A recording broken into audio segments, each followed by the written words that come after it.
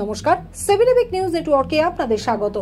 RG Kar medical কলেজের তরুণী চিকিৎসক খুনের ঘটনার প্রতিবাদে রাজ্য জুড়ে কর্মবিরতিতে সামিল হয়েছেন জুনিয়র চিকিৎসকেরা, যার সরাসরি প্রভাব পড়েছে রাজ্যের চিকিৎসা ব্যবস্থায়।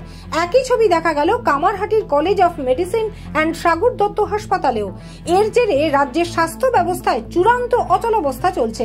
যদিও আন্দোলনকারী চিকিৎসকেরা স্পষ্ট জানিয়েছেন জরুরি পরিষেবা বজায় রেখেই তারা কর্মবিরতি চালাচ্ছেন, আর এই পরিস্থিতিতে জরুরি পরিষেবা ছাড়া বাকি পরিষেবাগুলিও চালু করবার জন্য এবং চিকিৎসক মেডিকেল পড়ুয়ারা যাতে সুস্থ এবং নিরাপদ পরিবেশে কাজ করতে পারেন, এ বিষয়ে এদিন কামারহাটির বিধায়ক মদন মিত্র পুলিশ প্রশাসন এবং স্বাস্থ্য বিভাগের আধিকারিকদের নিয়ে সাগর দত্ত হাসপাতালের প্রিন্সিপালের সাথে বৈঠক করেন।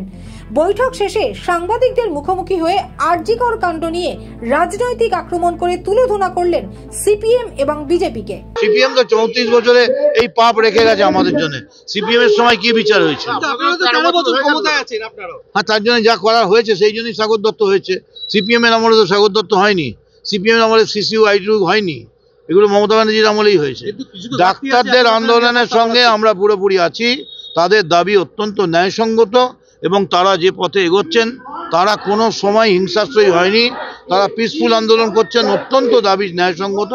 কিন্তু এই বিজেপি সিপিএম এই যে একটা ককাস তৈরি হয়, ভাবছে এই ডাক্তাররা কেউ যাচ্ছেন না দাঁড়াতে, এরা কেউ চাইছেন না ভাঙচুর করতে, কিন্তু এদের ঘাড়ে বন্দুকটা লাগিয়ে বিজেপি সিপিএম যে নোংরামি করে যাচ্ছে, এগুলো বেশি দিন মানুষ বরদাস্ত করবে। গালাগাল খেতে হবে। পুলিশ যদি নিষ্ক্রিয় না থাকে, সরকারি প্রপার্টি বাঁচাবার চেষ্টা করে, আর বিজেপির গুন্ডামি বদমাইশি, এই ঘোলা জলে মাছ ধরতে দেবো না। বিজেপি ওই সব জায়গায় যাচ্ছেন কেন? কোথায় আসবেন বলুন না, আমরা থাকছি। এই সমস্ত নিষ্পাপ ডাক্তারদের কাঁধে রাইফেল রেখে বিজেপি সিপিএম যে ঘোলা জলে মাছ ধরার চেষ্টা করছেন, এটা করতে দেওয়া যাবে না। যদি বিজেপি সিপিএম কংগ্রেস মিলে গুন্ডামি করতে যায়, তাহলে নিশ্চয়ই আমরা গুন্ডামিতে বাড়িতে বসে লেপের তলায় শুয়ে দেখবো না, প্রতিরোধ করবো। সেসব তো আমাদের নেত্রী বলবেন, এটা তো আমার বলার কথা নয়, এটা কেন্দ্রীয় ব্যাপার।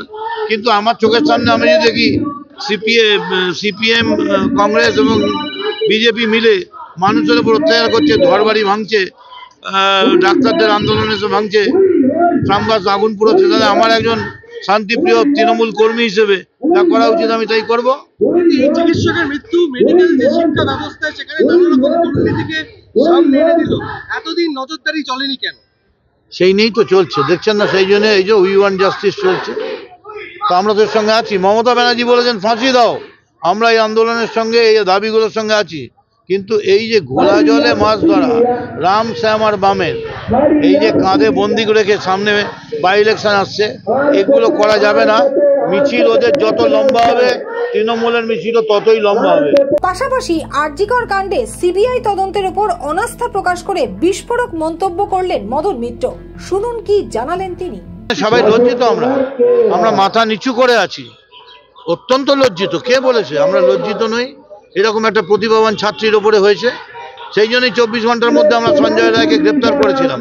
তারপর সিবিআই অর্ডার এসছে, আমরা হাত গুটিয়ে নিয়েছি এবং আমরা চাই সিবিআই তাড়াতাড়ি বার করুক। দরকার হলে ডাক্তারদের পাশে দাঁড়িয়ে আমরাও মিছিল করতে রাজি আছি।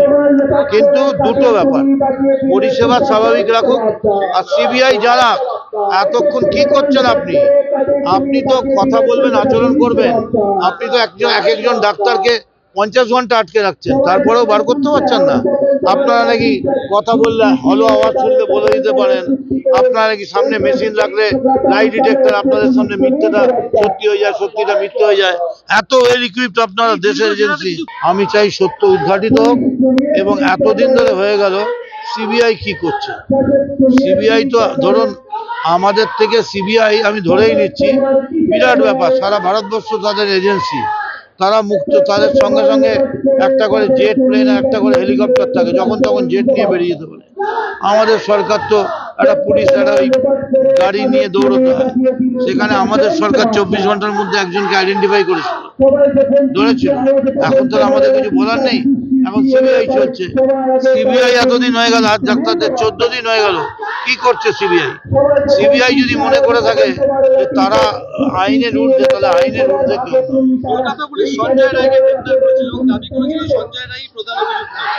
আদৌ কি সিবিআই সেই তথ্যকেই সিল মোড় মেনে চলেছে? কি মনে সেটা সিবিআই বলতে পারবে, আমি কি করে বলবো?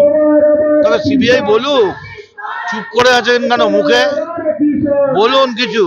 প্রিন্সিপাল হিসেবে সন্দীপ ঘোষের তুগলকি নানা রকম আচরণ। সন্দীপ ভট্টাচার্য নিয়ে আই এম নট ইন্টারেস্টেড। ওটা নিয়ে অনেকগুলো চ্যানেল ইন্টারেস্টেড, যারা ওকে স্বাস্থ্য সম্মান দেয়। যখন তাকে স্বাস্থ্য সম্মান দেওয়া হয় তখন দেওয়া হয় আরজি করকে, আর যখন ওকে ট্রান্সফার করা হয় তখন বলা হয় সন্দীপ ঘোষকে ট্রান্সফার করা হচ্ছে আরজি করে দোষী। আর তারপরেও স্বাস্থ্য সম্মান পেল কি করে, সেটাই তো আমরা জানতে চাই। ভালো তো, এবং সেই নিয়ে যা আছে হচ্ছে, এই নিয়ে আমাদের কোনো মন্তব্য নেই। আমাদের মন্তব্য সিবিআই কি করছেন। এতদিন হয়ে গেল ডাক্তারগুলো বসে রয়েছে, করুন তাড়াতাড়ি।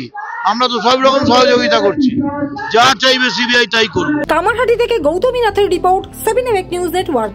আরো বিভিন্ন খবরের আপডেট জানতে হলে অবশ্যই সাবস্ক্রাইব করুন 7 AVEC নিউজ নেটওয়ার্ক চ্যানেলটি, কারণ আপনাদের একটা সাবস্ক্রিপশন আমাদের কাছে অত্যন্ত মূল্যবান।